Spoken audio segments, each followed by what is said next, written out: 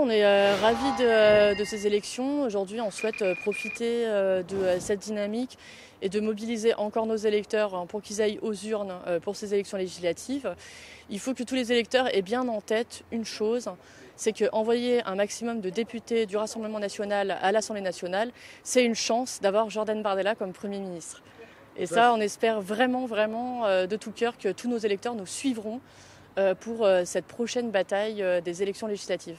Moi, je veux apporter déjà de plus l'écoute, parce que moi, depuis que je suis parlementaire européen et depuis que Madame Bonnivard a été réélue, elle a voté pour la réforme des retraites, une réforme dont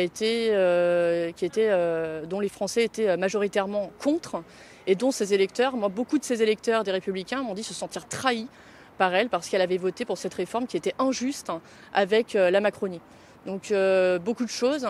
Moi, j'ai aussi été la seule à défendre les entreprises utilisatrices de l'AFA qui sont en grande difficulté depuis l'éboulement qui s'est passé à l'APRA. J'ai été la seule à les défendre au Parlement européen parce que j'ai fait plusieurs demandes de soutien financier.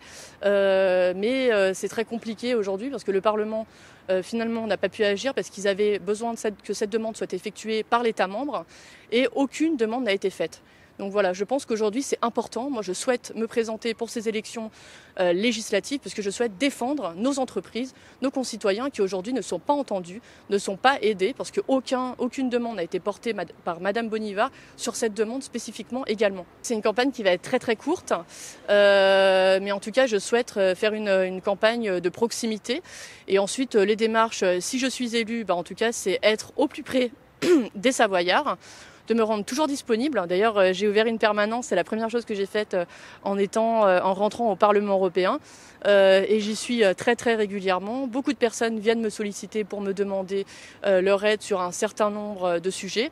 Malheureusement, parfois, ce n'est pas dans les compétences du Parlement européen, donc c'est très difficile. J'essaye de les aider autrement, en les aidant à faire des dossiers, etc.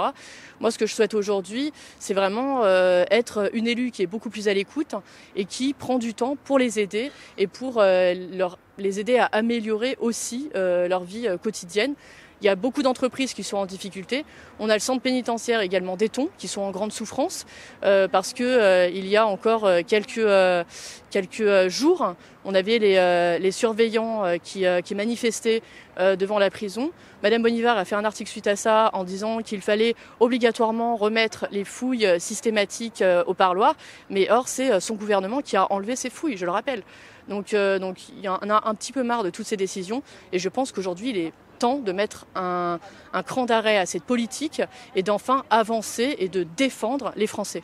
Et si on est sur la conquête du territoire, après les élections électorales, on s'attaque toujours davantage à l'élu sortant, et ce qui est normal parce qu'il a un bilan.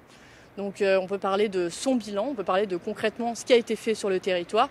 Et aujourd'hui, moi en tant que parlementaire également, j'ai constaté que Madame Bonnivard, avec beaucoup de personnes, en tout cas, elle n'avait pas répondu aux vraies problématiques, elle ne les avait pas aidés, qu'elle n'était pas suffisamment présente pour eux et pour la 3e circonscription de Savoie. Nous, les députés du Rassemblement national qui sont rentrés à l'Assemblée nationale en 2022 font un travail exemplaire. Leur travail a d'ailleurs été salué par un grand nombre de personnes. Nos députés ont toujours été dans le respect des idées. Nous avons toujours voté pour l'intérêt des Français avant tout, sans regarder l'étiquette politique, de qui venaient les propositions.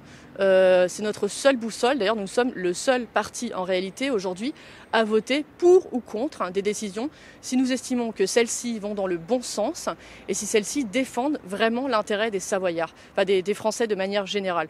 Je pense que ça, c'est un exemple que tous les partis politiques devraient prendre. Moi, quand j'ai effectué une proposition de résolution sur les femmes atteintes d'endométriose au Parlement, par exemple, on me l'a refusé juste parce que j'étais pas dans le bon groupe. Et ça, je ne trouve pas ça normal parce que j'ai été la seule à en parler, je suis toujours la seule à en parler et je pense qu'on doit d'abord voir l'intérêt des Français avant même de regarder l'étiquette politique. Ça doit être des propositions qui sont transpartisanes et notre seule boussole sera toujours la défense des intérêts des Français.